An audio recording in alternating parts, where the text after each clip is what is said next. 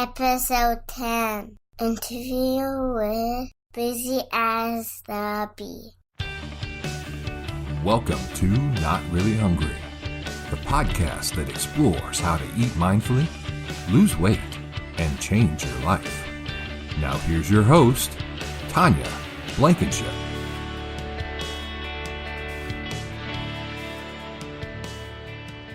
Hi, everybody. Today on the podcast, we're doing our first interview with Brandy from Busy as the Bee. Brandy has lost 100 pounds, so she knows a thing or two about losing weight. She started her own blog this year, and she's launching a membership program at the end of the month. Brandy has tons of awesome information to share. This episode is a little long, but it's worth it. Let's jump right in. All right. Hi, Brandy. Welcome to the show.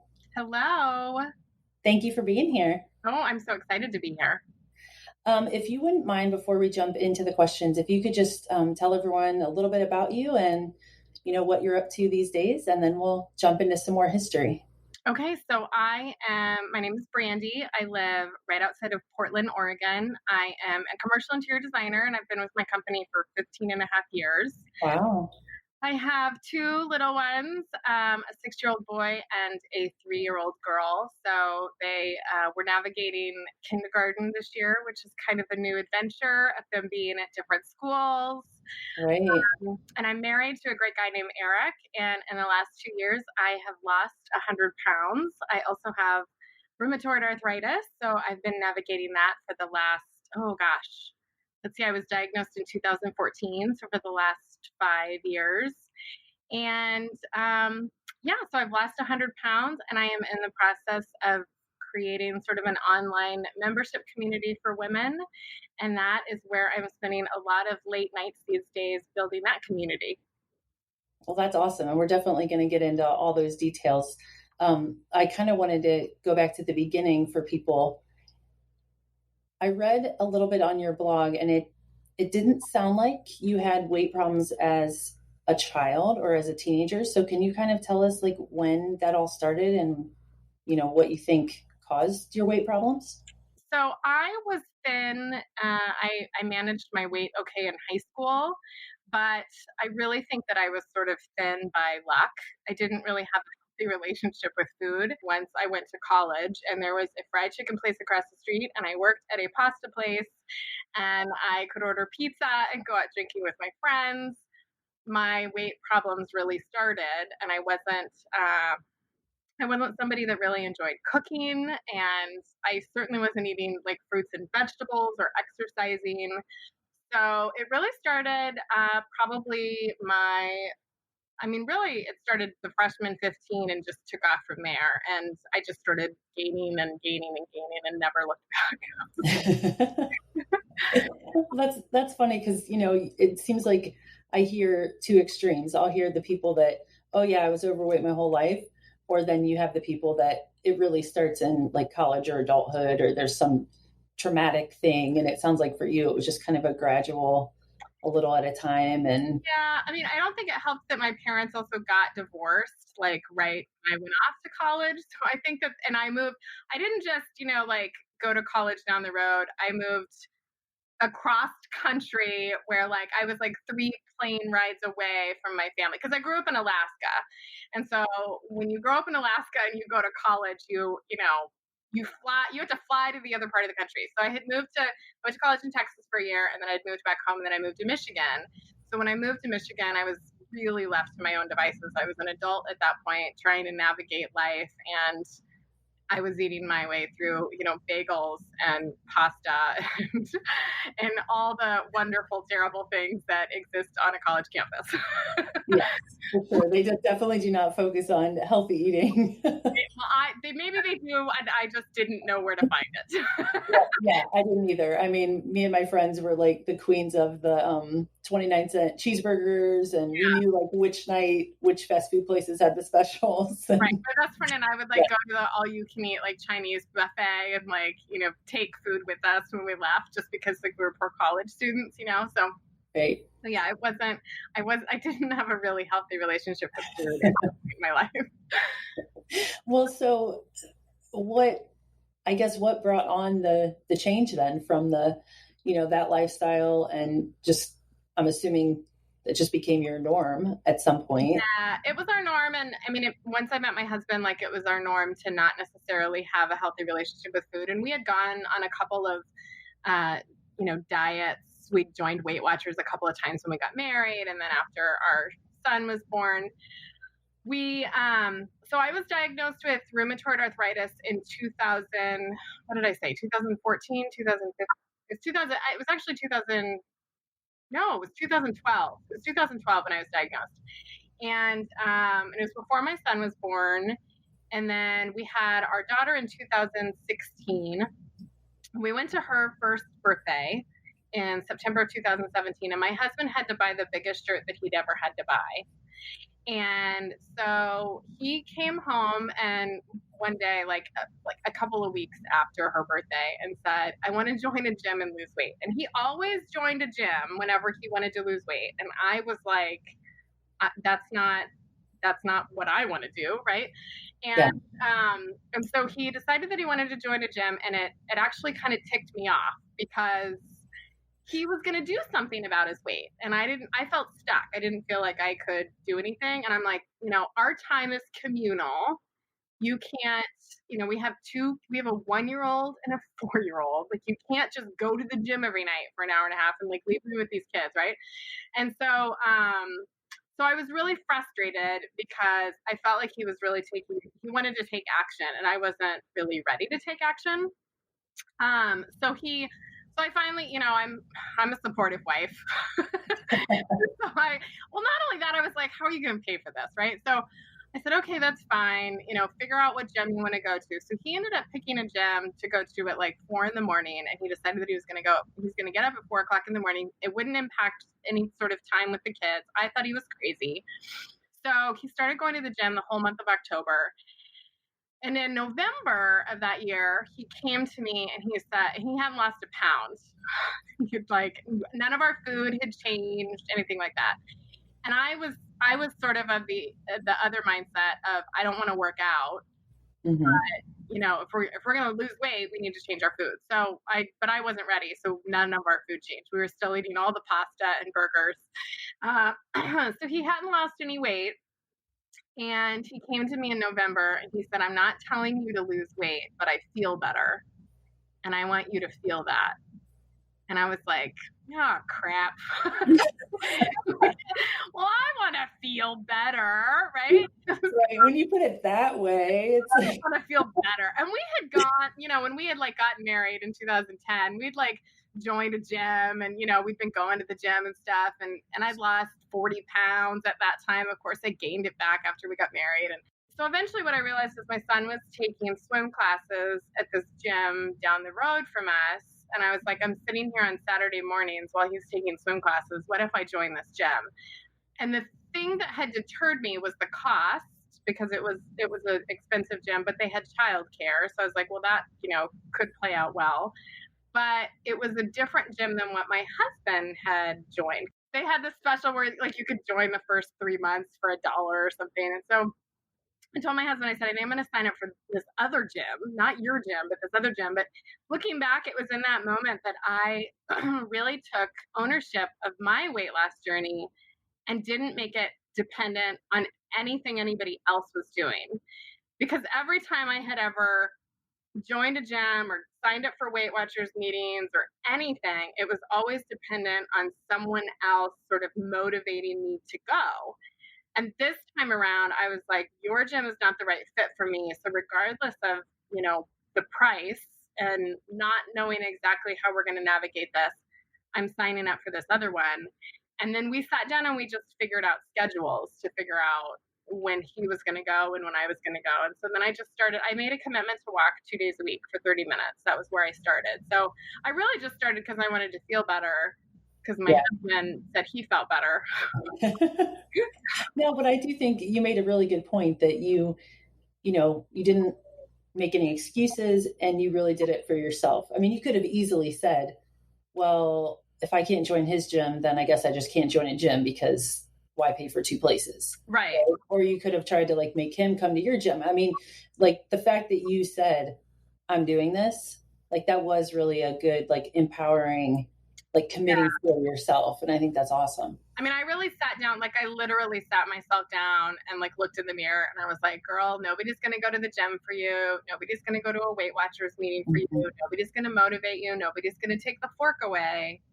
You have to take responsibility for this because nobody else is going to change your life. I mean, it put all the ownership back on my shoulders, which seemed scary, but it's, I think, a necessity when you're going to make these major changes in your life to really take the ownership on yourself. So one of the other big conversations that I had when we started navigating schedules was, you know, I had, like I said, I had a 1-year-old and a 4-year-old. I work full time. I have a house to manage. I had, you know, I have rheumatoid arthritis, which by that time I had been put on medication that really changed the trajectory of my life. So I was much more mobile than I had been in years previous.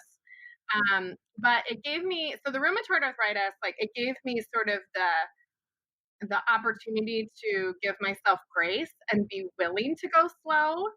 But the other part of it was that in taking ownership, I knew that I couldn't go to extremes. I couldn't do what we had done when we had lost weight when we were getting married. We couldn't go to the gym 4 days a week and hire a personal trainer and, you know, like we just couldn't do these sort of extreme measures. I knew that I had to do it through the busy of my real life because I already had a full plate. I wasn't making, you know, I didn't feel like I was like necessarily just making excuses. Like somebody had to do the laundry. Somebody had to make dinner. Somebody had to go grocery shopping.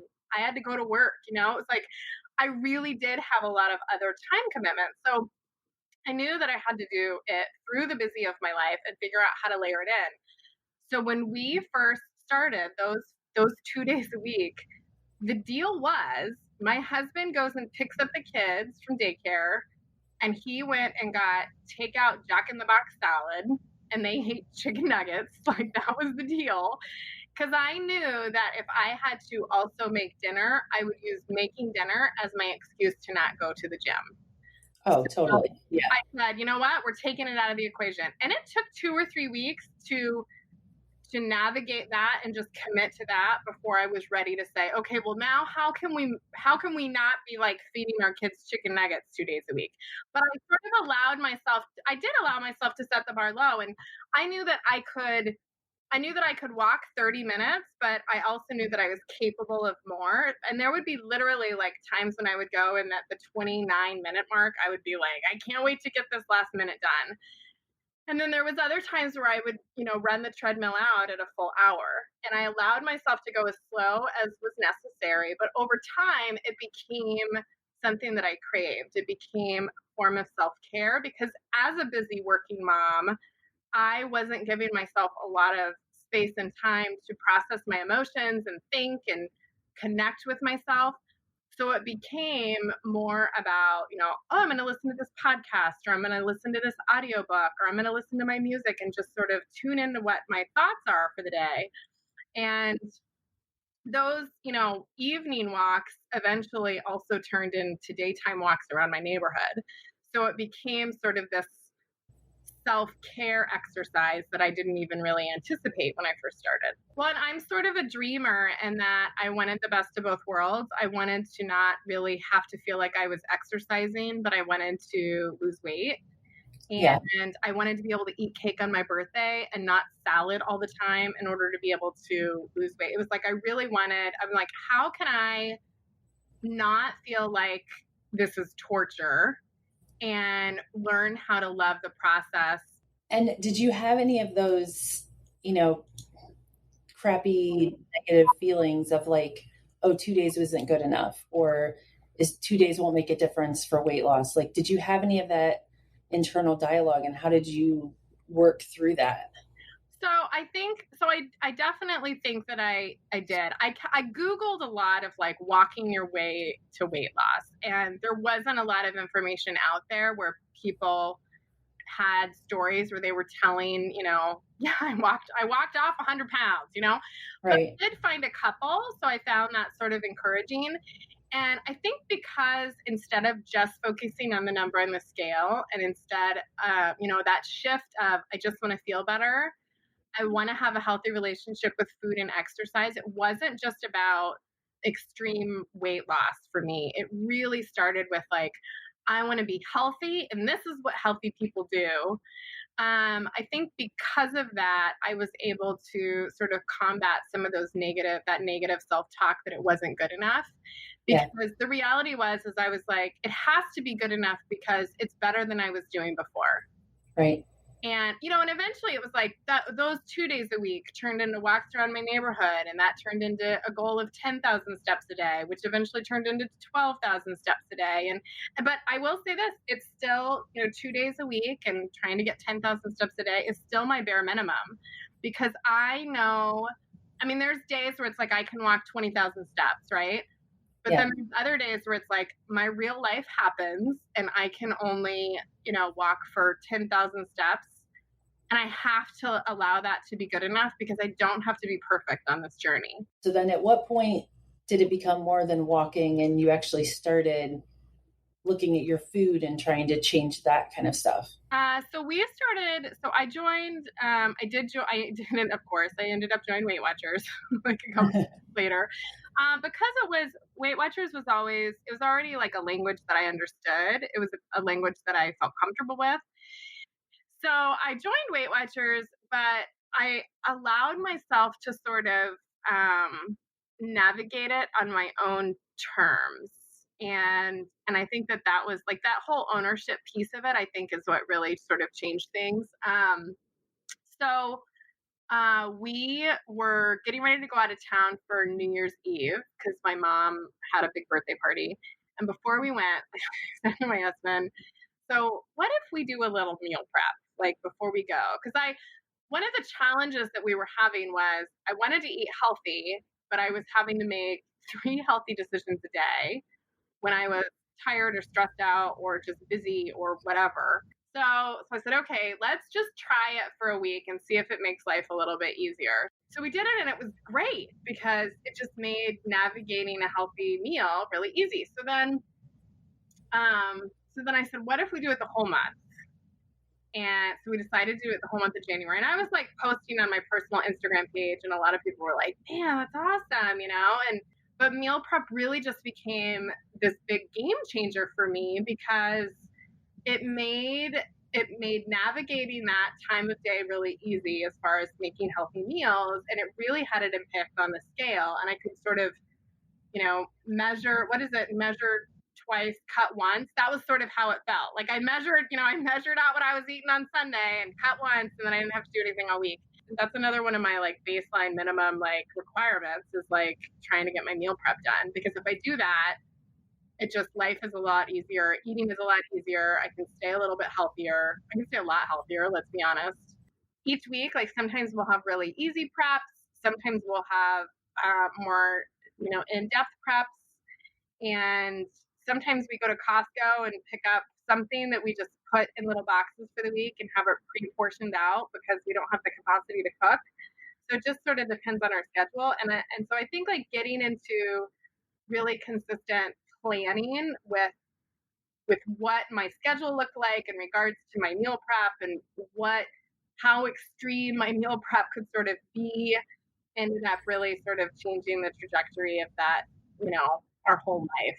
And some of my meal preps are not necessarily for weight loss. Like, you tried it, my taco soup recipe. It is the easiest recipe on the planet. It is I don't have the capacity to cook, but we need lunches this week meal.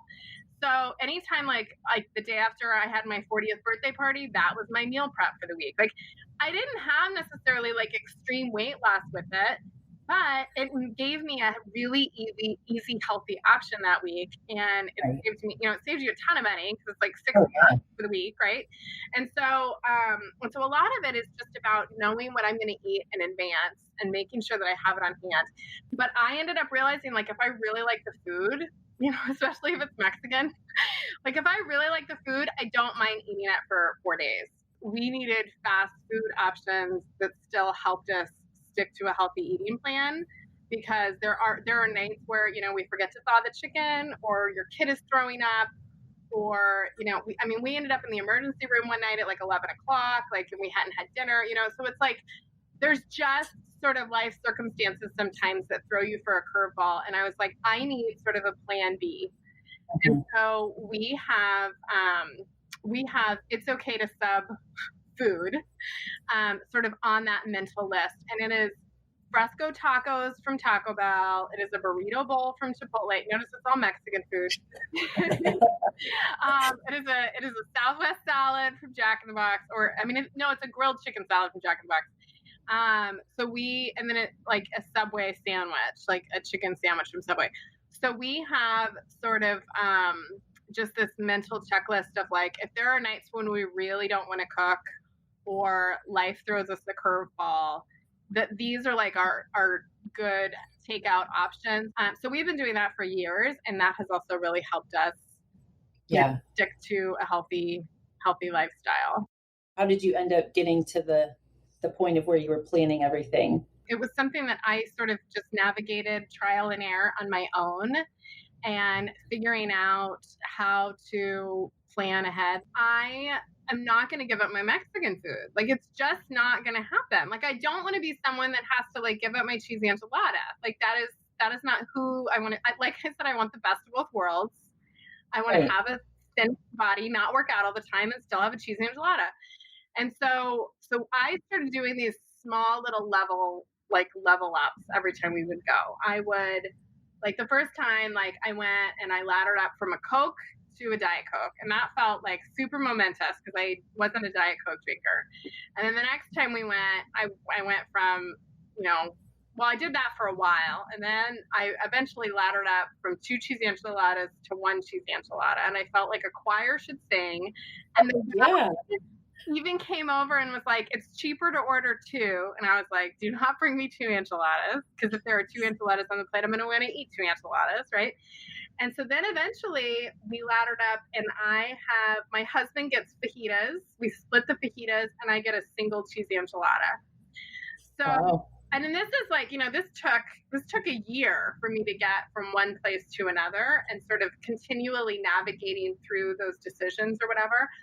But I wanted to, be somebody that could sort of proactively think in advance, like, this is what I'm going to try this week. When we go out for Mexican food, I'm going to see if I can just get the 1 enchilada, and am I going to be satisfied when I finish? Am I going to be okay? Sort of thing. And it was sort of interesting because all of that, I was always uncomfortable when I would be like, oh, I'm just going to order the 1 enchilada, But I realized, like, I always sort of evaluated after the meal and would be like, you know what? I can do that again. I got to have my cheesy enchilada. I'm satisfied. I'm not hungry. Because I think what happens is, like, our eyes are bigger than our stomachs. Mm-hmm. But we still eat what our eyes have in front of us, right? Right, totally. So I'm like, I'm going to plan ahead, and I'm going to make the decision for myself that I'm going to make, I'm going to order less food. And then I'm just going to assess where I'm at afterwards and figure out if it's something that I'm willing to keep doing. So we started just making these like tiny little changes over time. And then that has kind of become our new normal. So, which that I think is something that is probably one of the most important lessons, but it's so hard for people because people want to just jump in with both feet, and they would want to say, I'm going to go to the Mexican place and get water and eat water and taco salad. Yeah. But doing it gradually, now you have reached a place where you're still loving the food, but you're eating less, and it fits in your plan. But if you had tried from day one to go in and say no Coke, 1 enchilada, no nachos, whatever it was, like, you probably wouldn't have been able to stick to it. Right. I would have felt, and that's the thing, is I didn't want to feel really deprived. I wanted to just sort of kind of look at where I was at and make small incremental changes over the course of time, as opposed to, I've done the extreme thing where, like, I'm like, okay, no this, no that, I'm not going to ever have this again. And it's like, that just didn't feel like a realistic way for how I wanted to live the rest of my life. And, there's been plenty of instances where, like, I've overeaten and figured out what the emotion was behind my overeat to figure out, how can I deal with that emotion and not let it trickle into the food pattern that I have, and just sort of navigate, how we can sort of show up better for ourselves. Right. I used to just think that like I always was going to feel kind of gross. And I don't feel like most of the time it's like I can tell when I don't, give my body the right nutrients because I just feel sort of awful on some level, and lethargic and different things like that. So yeah, I think it's funny, like through this, I have much more of an appreciation for good food. I don't want my food to be really boring, chicken and broccoli, just so that I can be at my goal weight. It's like, I really want the food I love food. That's how I got to be nearly 280 pounds. Like, it's not because I don't like good food. I just have a higher, expectation of quality nowadays. Yeah. So you talked about Weight Watchers and that you only did it for a few months. So at some point, I guess you transitioned away from counting points, or. Yeah. So when I was in high school, we had a family friend who had lost, 40, 50 pounds. And I remembered her as someone that always wrote her food down. Like she always sat down and wrote her food down every day. She didn't count calories. She didn't count points. She just wrote her food down. And she'd keep a log, she kept in a little notebook or whatever. So I think in the back of my mind, I sort of always knew that I was going to, if you read any article, right, it talks about if you track your food, you have a better chance of losing weight. Oh yeah. Even Weight Watchers. That's one of the biggest things. Tracking your food. So we sort of unconsciously, nibble on this and nibble on that or whatever. And so one of the things that I always really struggled with was that I didn't, I don't measure how much creamer I put in my coffee. And so I don't, it's there's certain things that I eyeball, and I didn't, so that was one of the struggles that I really had. My coffee creamer was one of the struggles that I had with Weight Watchers.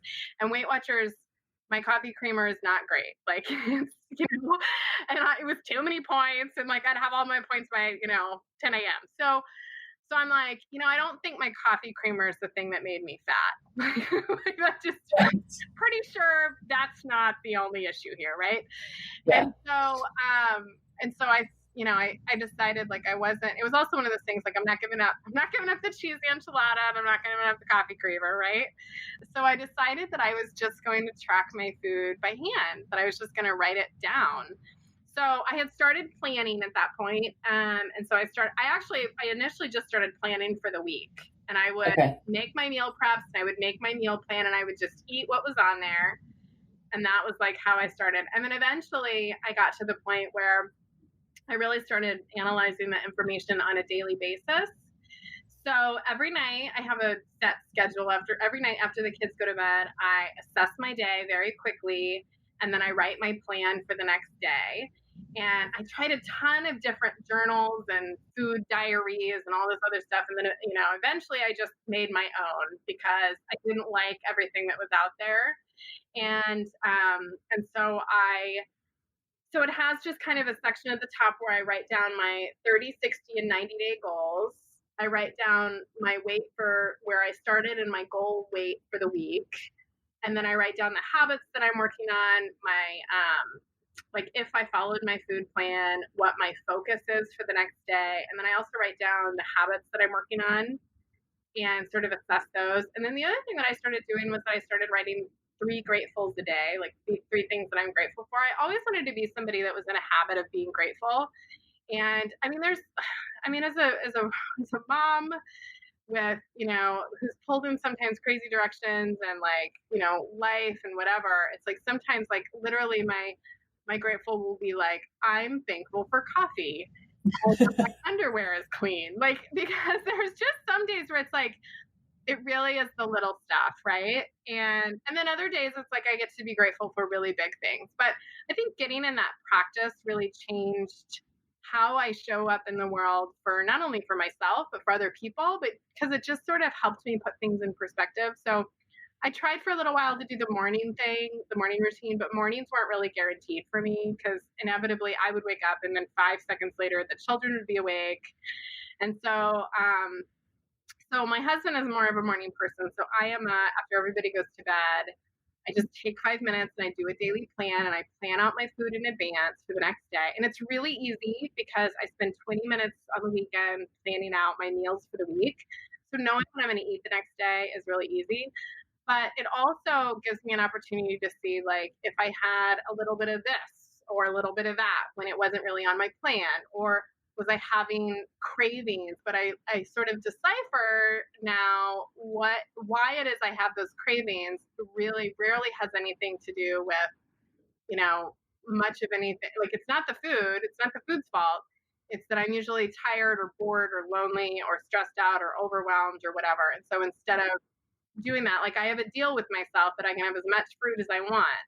So I went and got a pear. And so just sitting down and saying, like, what was that craving about today and why did I want that thing and how can I show up tomorrow? I don't consider having a pear going off plan because it's a pear, So I'm like, if I am like really in the moment sort of dealing with something and I make a healthier choice, I sort of celebrate that as a win because that's what healthy people do. If healthy people, go in their kitchen and they're having a craving and they're not, whatever, they might grab a pear too. So I sort of navigate like what I consider to be quote off plan eats versus, I'm making healthy decisions here. I just, maybe tomorrow I plan the pear sort of thing. So. Yeah, but you're not black and white, super strict. Like, I didn't write the pear down, so I can't eat it. Therefore, I'm just going to white knuckle it the whole day. I mean, that's sort of, I feel like, being flexible and rolling with what life throws at you. Yeah. And we're flexible. I'm flexible with like life all the time. Like I'll have something for dinner on my plan. And then this is the thing that I think is so important when like you're navigating weight loss and you learn how to eat out and you sort of navigate through the eating with friends and those sorts of things. It's really important to me to have relationships with other people. And so like this week we got invited to go to pizza one night. That wasn't on my plan, but it's, a good friend of ours. They were out of town for Thanksgiving. We didn't see them, for a couple of weeks. And so she, sent me a text and she said, do you want to go out for pizza? And I'm like, well, I have a pizza plan. So we're going to have a pizza. I'm just going to do that instead of, this other thing that we're having on, that we're planning on doing. So for me, it's about, showing up for the right reason. Like if I'm going to eat something, it has to be for the right reasons. And knowing, I don't have to like, oh, I can't go out to eat because it's not on my plan. That is not really how I want to live my life. I would rather go out to eat, know how to make a healthy decision in the moment, not, struggle bus it all the way through and like, have a catastrophe sort of night. But I think the other thing is that, when I was talking about like the coffee and the points and all that kind of stuff, for me, it's really challenging to sort of eat out and track points or track calories at like restaurants that like aren't in the system. Yes. I'm a perfectionist. I'm a recovering perfectionist. So I'm like, I don't know what the ingredients were in that sauce, and I don't know if it was a quarter cup or a half a cup. So that was part of the reason that like I just didn't feel like I could do that because I would literally like look at it and be like, I don't even know what to put in here. So I'm not going to put anything. And then my data would feel all screwed up.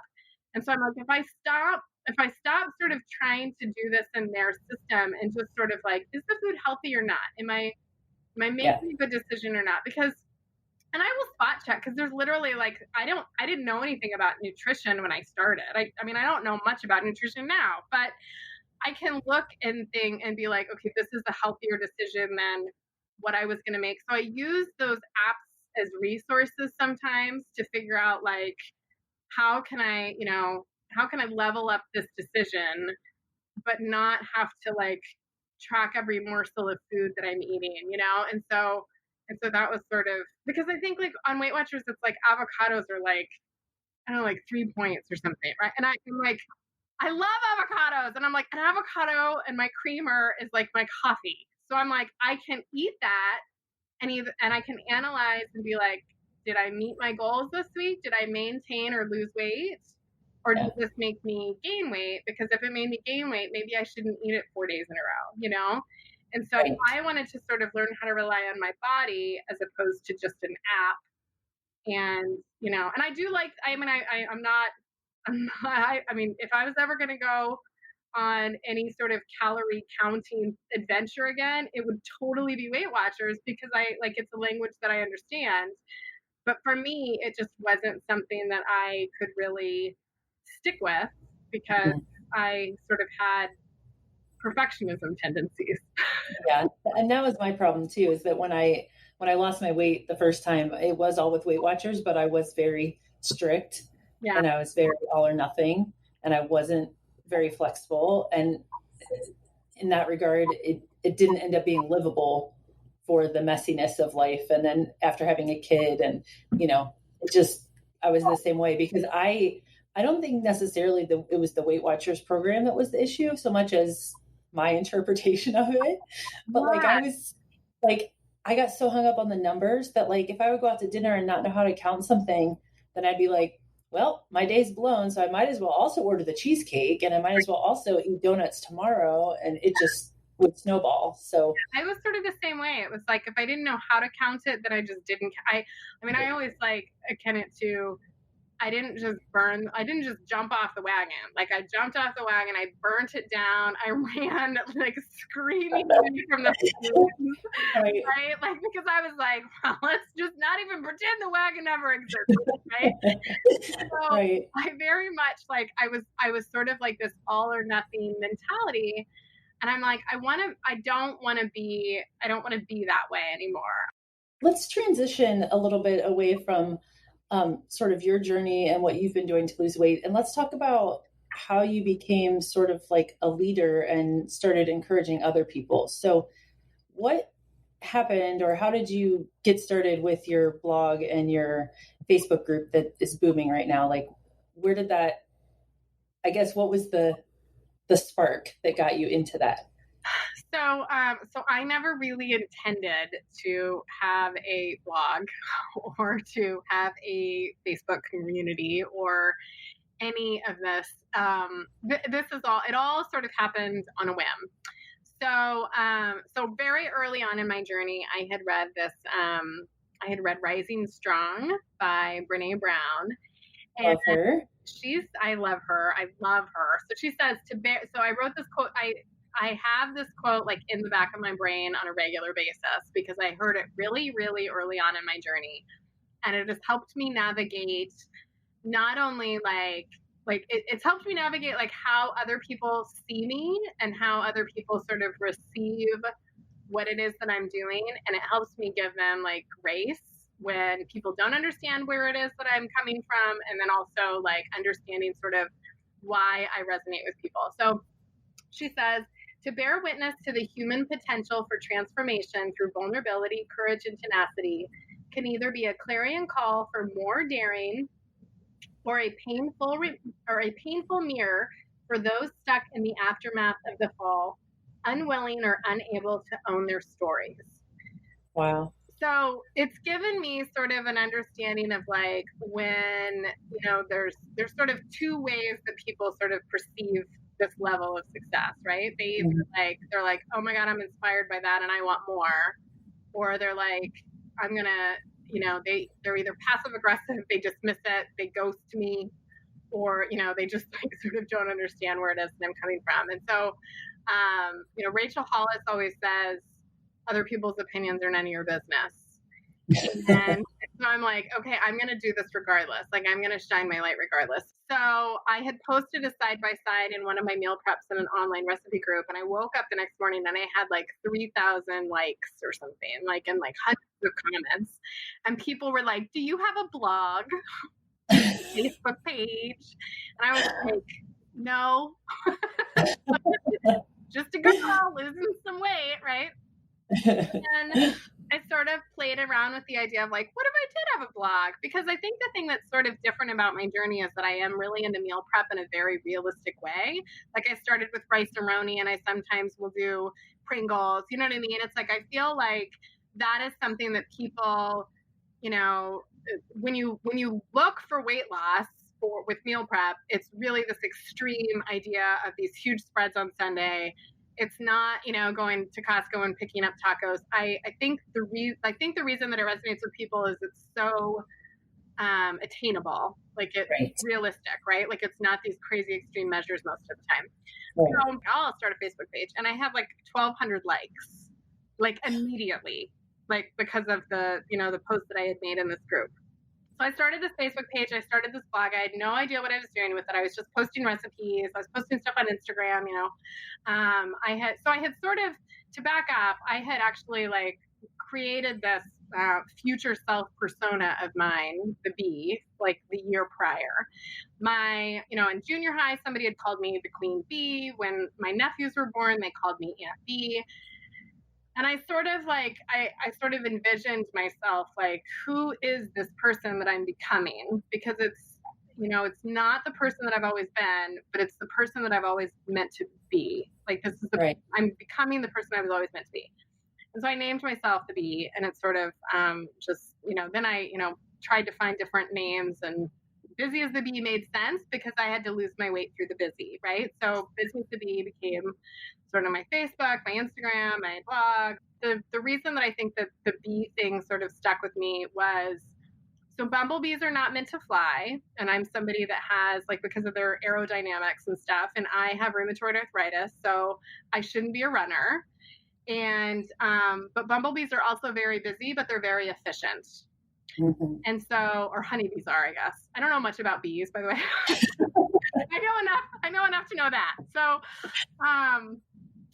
I sort of like, I feel as though I am somebody that wasn't really meant to do all of this because of part of like, it's like I was, extremely overweight. And aerodynamically, like with my joints, I shouldn't be able to do the exercises that I do. But because I have so much already on my plate, I knew that I like have to be efficient with my time in order to be able to accomplish everything that I want to accomplish. So I started this blog, and I didn't really know much about it, like what I was doing. And then a couple of months later, I sort of like had this idea of like, what if I taught people everything that I've sort of learned about weight loss? Because I mean, already at this point, I had created the bee in 2018, like this bee persona for myself. I had created my own meal planner. I had created my own daily, weekly, monthly assessments. I had started goal planning and creating like goal planning documents for myself. I had sort of created this whole planning system and figured out like, how to plan, how to prep, how to do all of this stuff completely on my own before the blog ever started. Right. And so I'm like, what if I shared my tools with the world? Like, what if I actually like showed other people what it looks like to plan, like what it looks like first to start meal prepping, because that was the biggest gateway to like my change, was to start meal prepping. And then I started planning. Like I went out and sort of started the prepping process, got some wins, gained some momentum, and then I started planning. And I navigated through all the discomfort of what you feel like in week 3 or week 6 or 6 months down the road when you don't want to do it anymore. What if I, shared that experience with people and showed them how to do it in these small incremental ways? Because my first catalyst of change, the reason that I feel like kind of approached this whole process, was that I had listened to, I had done an online course back in 2014 or 2015 with this guy, Joshua Becker. He's a minimalist guy. Yeah, I've heard of him. Yeah, so he had done this interview with this guy named Leo Babauta, and Leo had like lost weight, quit smoking, like he'd done all of this stuff with his life, like through these small habit changes. And so we talked a lot about habit change. So my very first change happened all the way back then, had nothing to do with weight loss, and then I started making my bed every day.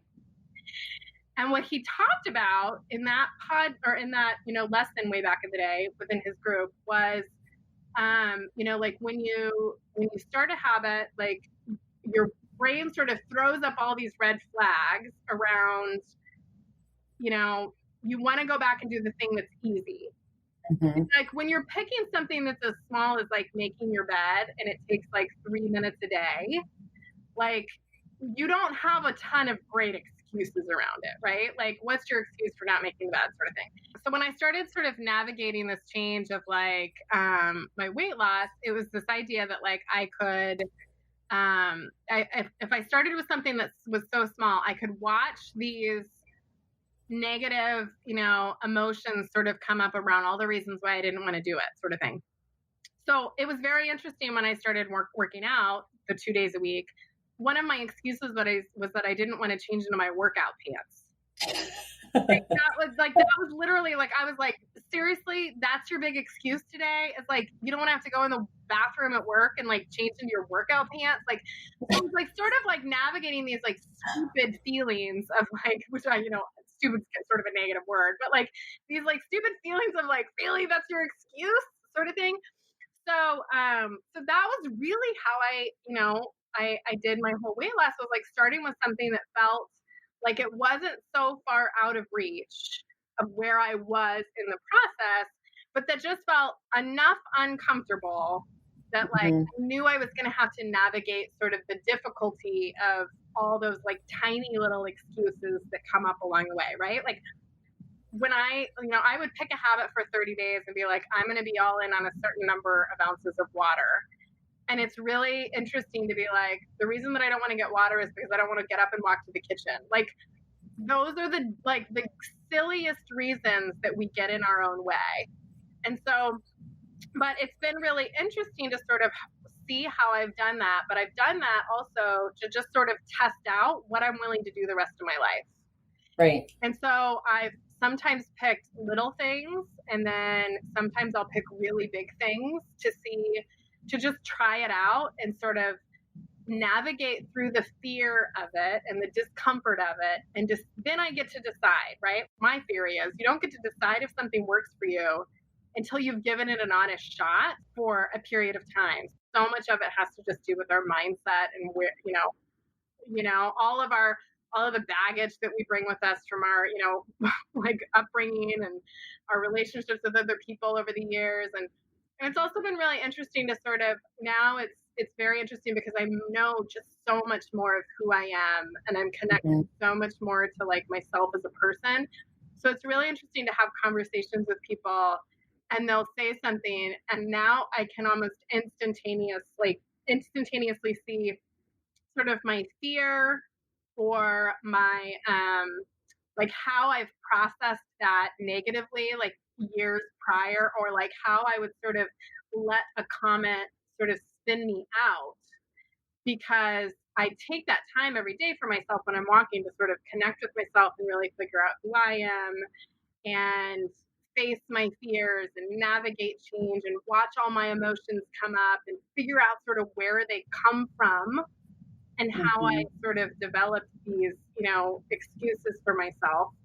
And so that in itself has been really empowering. I mean, it's been surprisingly eye-opening for me, just because I didn't realize that I was carrying so much of that around with me every day, and that I was, a lot of my decision-making skills were impacted by that. So I decided that I was going to do a 90-day challenge, because I got a ladder up from last year, right? Like 2018, I did 60. This year, I'm going to do 90. So I threw it out to the community, and like overnight, I mean, like, I don't know, like 800 people or something signed up, and then like 400 people signed up for the Facebook group. And so I did the 90-day, and then I did a 60-day, and then I did a 30-day. And that sort of gave people the opportunity that had success in the 90-day to start, adding in new changes at the 60-day and the 30-day.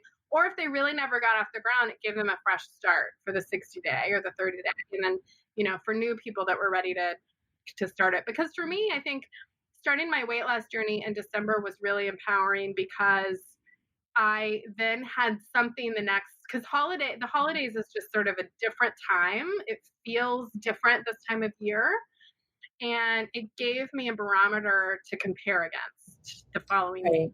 So it actually was really awesome that I started when I did, as opposed to waiting for the new year, because so many of us wait for the new year. Right. And so it's been amazing, because there's all these women that are showing up for themselves for the last couple of months of the decade. and they're ready with momentum to take on the next year. And then when my hive opens, my hive will open the end of December. We're going to walk through a whole course of learning really how to meal prep and what that looks like and what my favorite tools are and some of my hacks and how to get consistent with it and how to make time for it. And then we get into planning a little bit, well, a lot, where we look at our real life calendar and we figure out those big things that we want to accomplish. And then we also dial it down and figure out some of the little things, because I've done all of this, but I also still have to navigate the laundry and I still have to do the grocery shopping. So how do you kind of do it all? Right. And do it and be present in the moment without being overwhelmed with anxiety for your massive to-do list?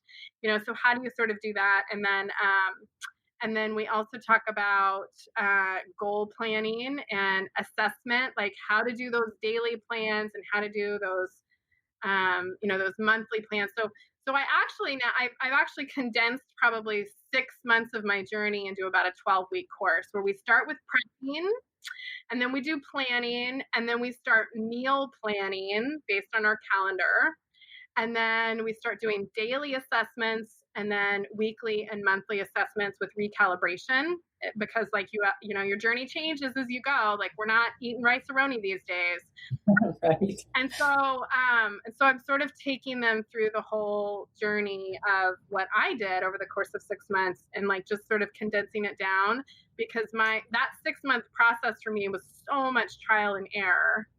Because I think that that's a big part of the success that I've had, is that I really love my tools and my process, and I figured out how to make it and incorporate it into my life, as opposed to you have to follow this system in order to get success.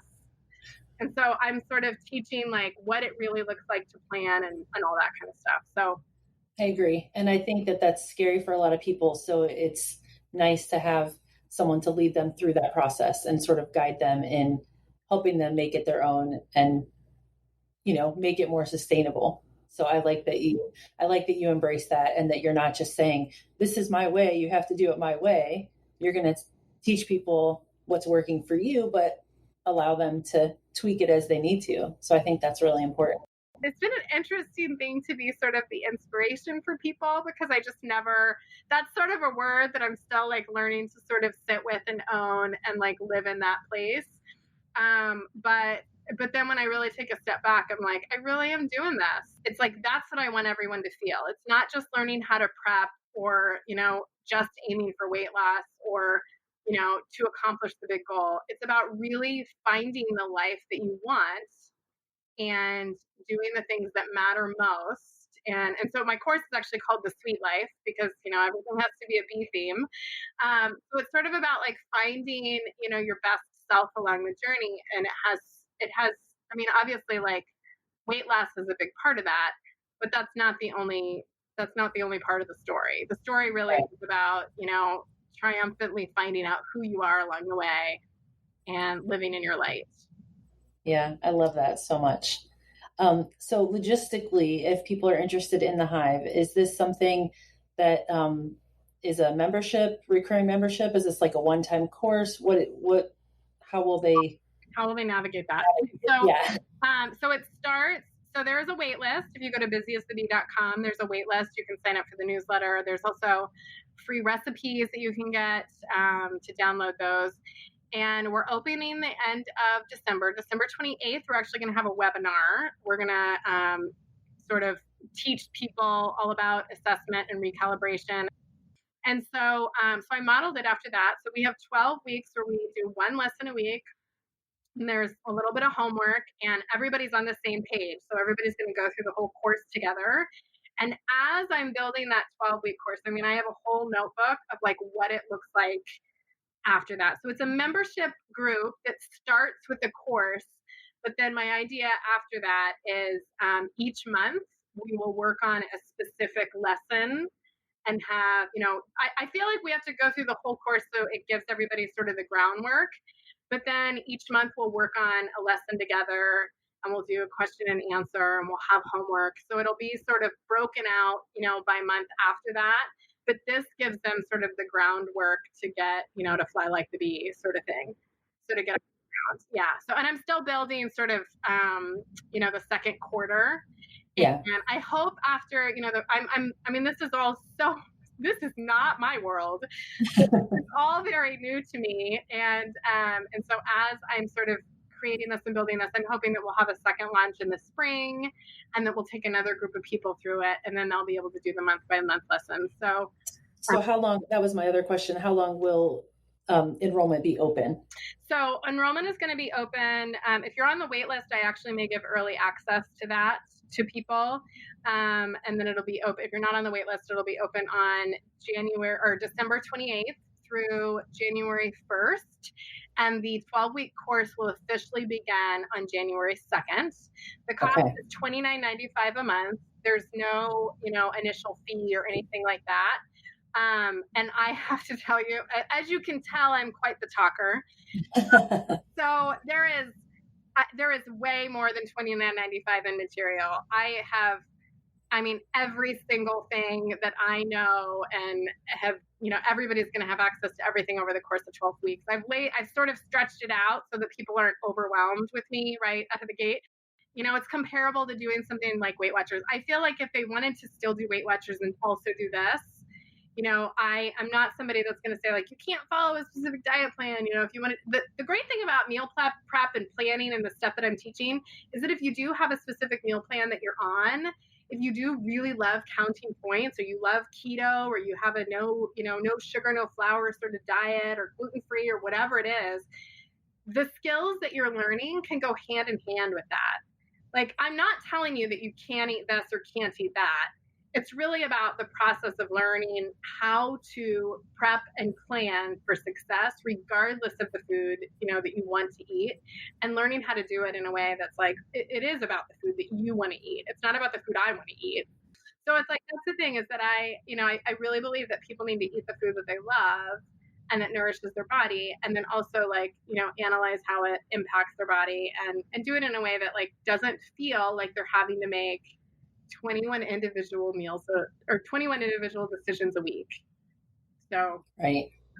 All right, well, that sounds amazing. So if people are interested, they need to go to busyasthebee.com right now and get on the wait list, right? Is that the best? Yeah, best it is thing busy to do? as the bee, not busy as a bee. Yes. ISB, that's sort of so people just know that. And yeah, there's a wait list, and they can get 5 free recipes of my favorite meal preps. They're broken out to it's 10 breakfasts and 8 lunches, because that's how we prep on Sundays. So we always go out for lunch one day, so we don't do 5 lunches for the week. So okay. All right, and you guys, I will put links in the show notes to all of her information and how you can find her on Facebook and Instagram and all that fun stuff too. But Brandy, thank you so much for taking so much time to talk to me and my listeners. I really appreciate it. Thank you so much. I hope you enjoyed that interview with Brandy from Busy as the Bee. If you want to connect with her, be sure to follow her on Instagram and Facebook, or check out her blog at busyasthebee.com. This was a new experience for me, so I need your input. Let me know if you want to hear more interviews on the podcast. To wrap up this episode, I want to leave you with a quote I read on Brandy's blog that sums up her journey and what I think we should all strive for. I decided instead of skinny, I was going to be healthy. I decided instead of scared, I was going to be brave. I decided instead of trying to do everything, I was going to focus on one thing at a time. I decided instead of being perfect, I was going to be enough. And I set out to design a life I truly loved. Isn't that amazing? I had goosebumps the first time I read it. I want all of you to have a life that you truly love too. So be sure to let me know how I can help you. And until next time, remember to eat mindfully so you can lose weight and change your life. Thanks for listening to the Not Really Hungry podcast. If you have any questions or comments, please email podcast@notreallyhungry.com or leave a voicemail at 330-595-4662. If you want to hear more from Not Really Hungry, check out the blog at notreallyhungry.com, where you'll find even more ways to eat mindfully, lose weight, and change your life.